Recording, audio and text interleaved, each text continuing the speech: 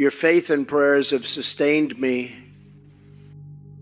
What I hear most often as I travel the country are 5 words that never, ever fail to touch my heart. That's, I am praying for you. I hear it so often. I am praying for you, Mr. President.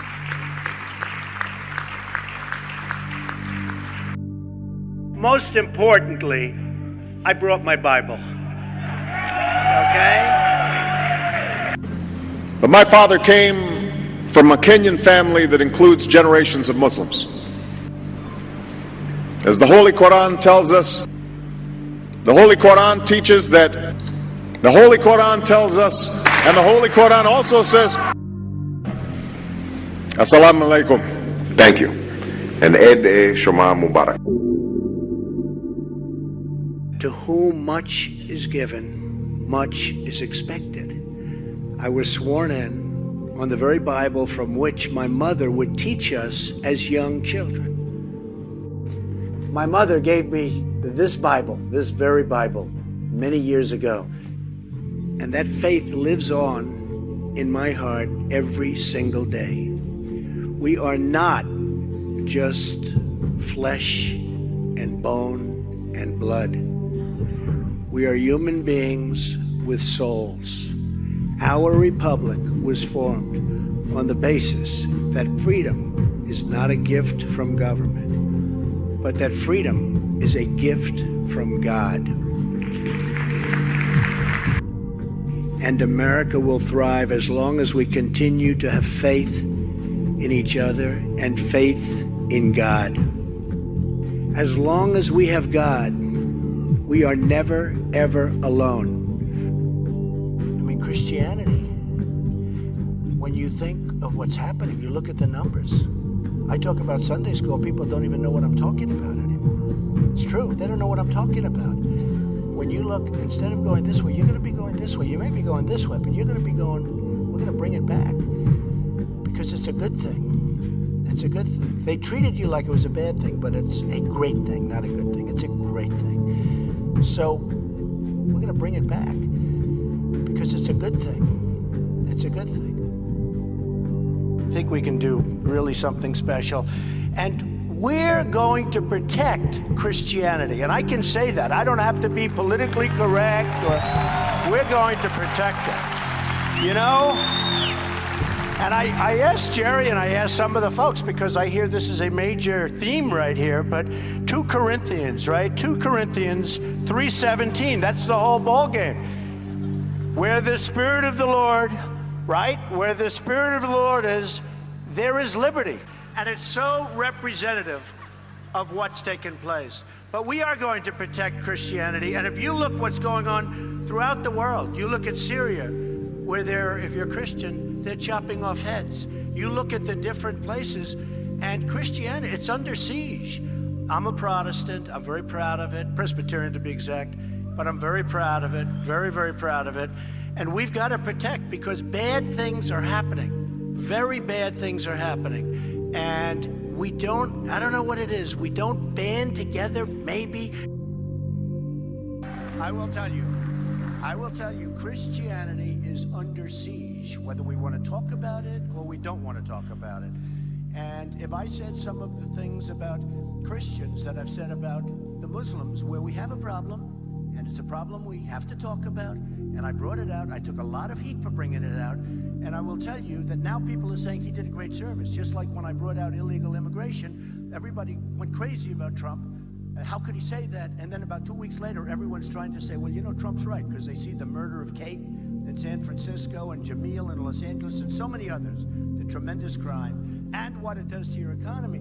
So I brought these things out. I feel I have an obligation to bring them out. You know, remember, I'm self-funding my campaign, so I don't have anybody speaking in my ear. So I just have to say this because, you know, I'm a true believer, and you're many true believers. I hope all. Is everybody a true believer in this room? But Christianity is under tremendous siege.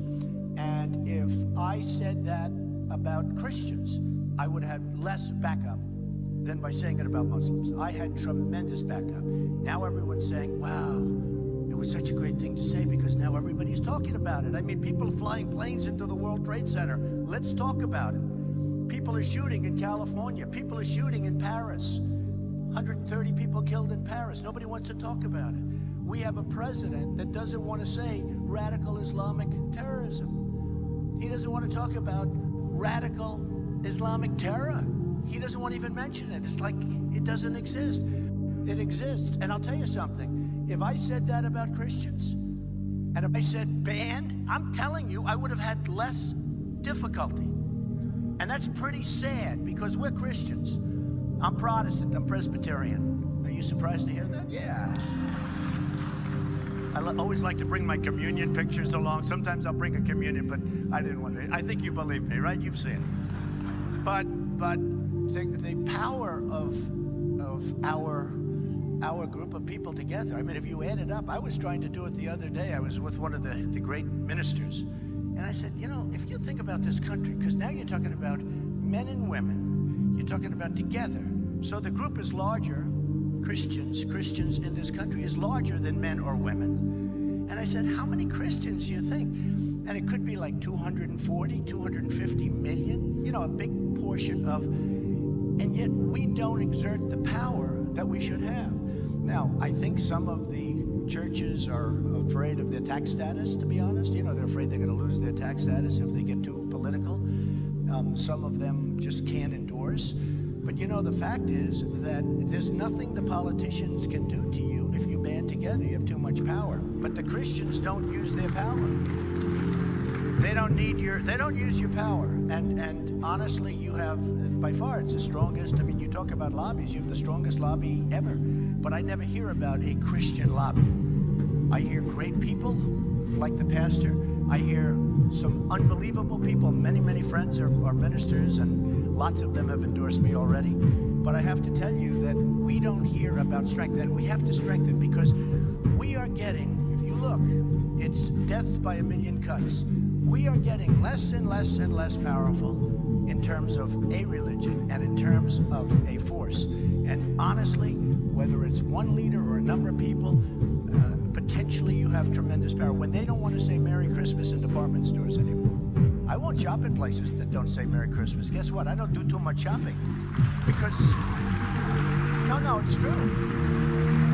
When I see these stores and they have a red wall and they have nothing on it, they don't want to say Merry Christmas anymore. I say, why don't you say Merry Christmas? Well, we're not allowed to. The owner doesn't want us to. These big department stores, they're not allowed to. And I'll tell you one thing. We're going to be saying Merry Christmas again. Just remember.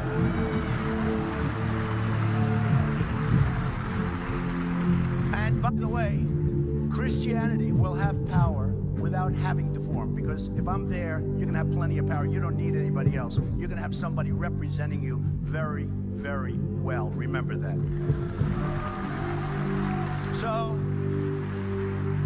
So it's an honor to be here, and I know you're packed, and you know they're having.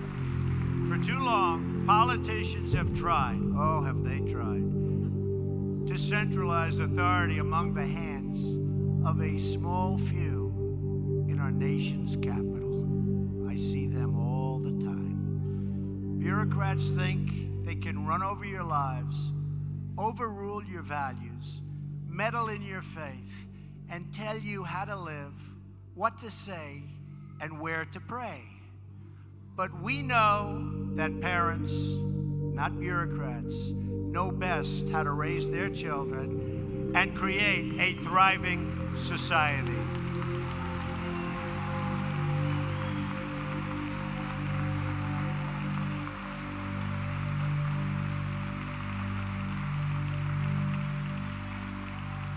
And we know that families and churches, not government officials, know best how to create a strong and loving community.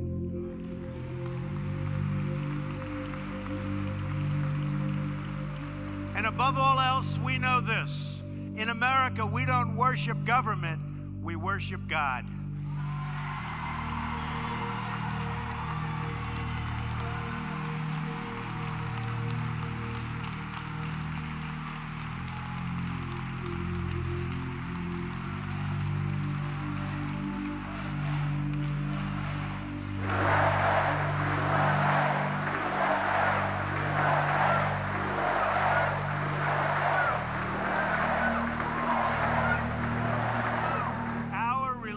liberty is enshrined in the very First Amendment in the Bill of Rights. The American founders invoked our Creator 4 times in the Declaration of Independence. Benjamin Franklin reminded his colleagues at the Constitutional Convention to begin by bowing their heads in prayer. I remind you that we're going to start saying Merry Christmas again.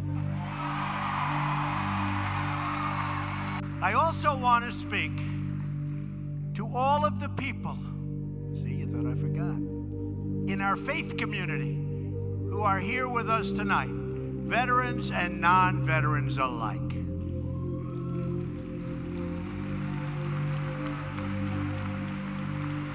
You're never going to be forgotten.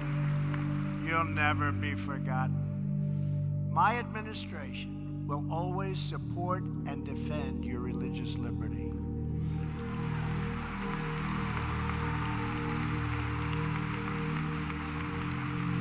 We don't want to see God forced out of the public square, driven out of our schools, or pushed out of our civic life.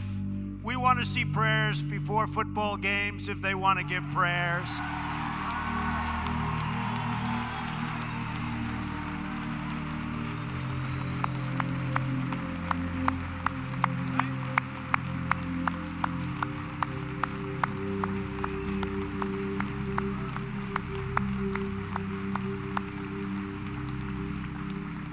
We want all children to have the opportunity to know the blessings of God. We will not allow the government to censor sermons, to restrict the free speech of our pastors and our preachers and the people that we most respect. Like Robert.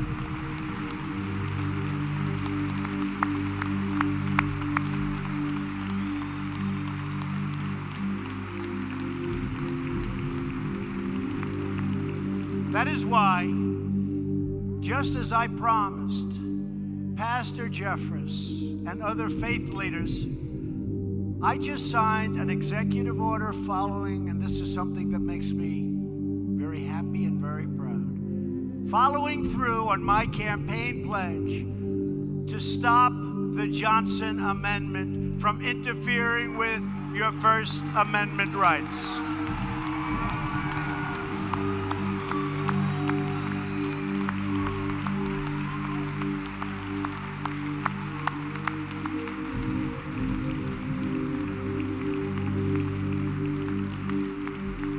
As long as I am president, no one is going to stop you from practicing your faith or from preaching what is in your heart. We want to hear him.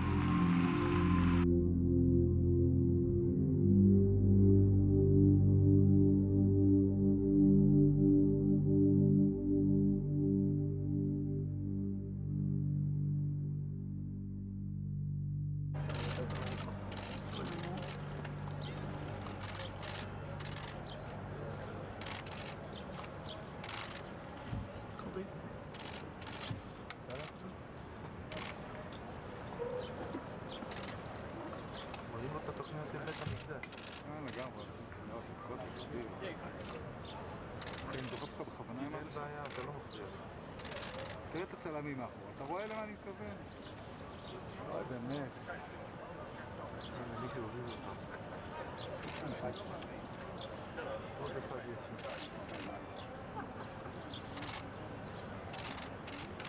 הנה הבנת, לא? כן. וערבת הכל בתוך המשפחה. אבנר.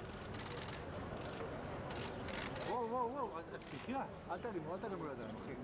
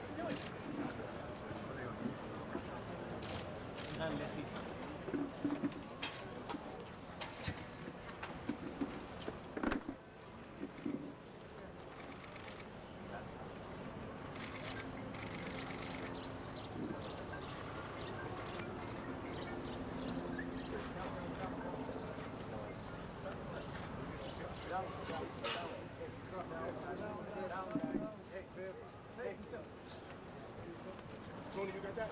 Hey, get down. down.